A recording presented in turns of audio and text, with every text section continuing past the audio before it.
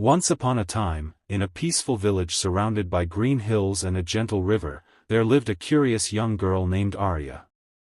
Aria loved exploring the forests, helping her neighbors, and listening to stories from her grandmother about magical places hidden in the world.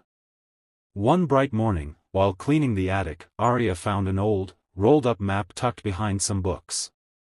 The map was faded but showed a winding path through the Enchanted Forest to a secret treasure that promised endless happiness to anyone who found it.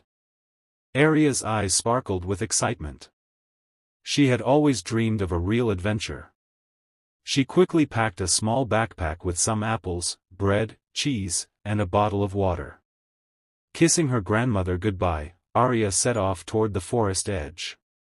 The sun shone warmly as she entered the woods, where tall trees whispered in the breeze and colorful birds sang overhead. Deeper into the forest, Aria heard rustling in the bushes.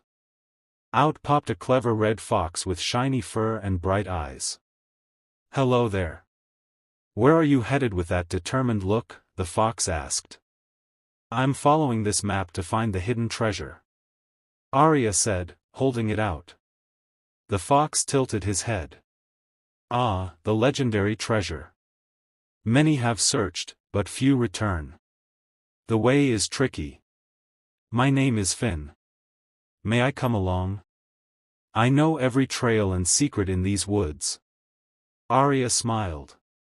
"Yes, please. Company would be wonderful." Together, they followed the map.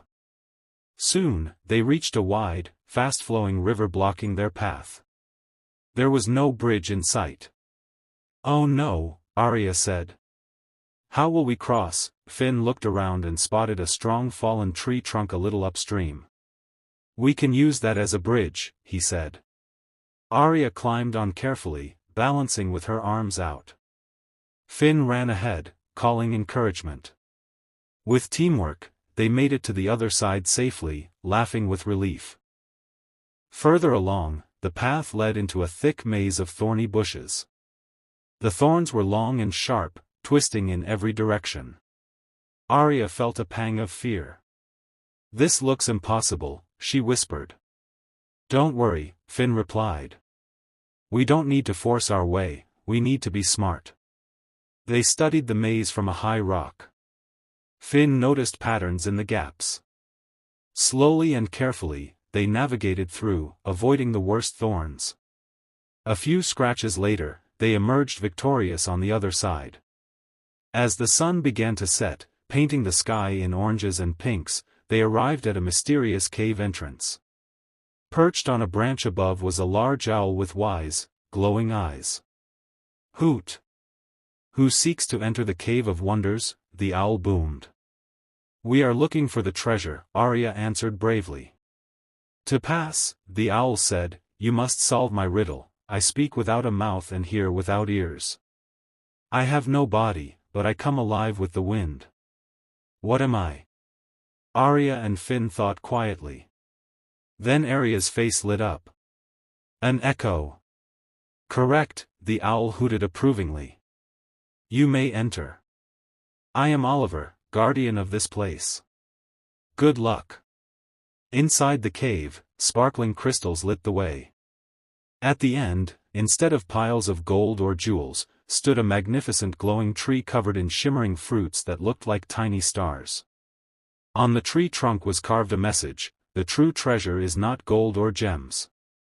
It is the happiness found in courage, kindness, and the friends you make on your journey."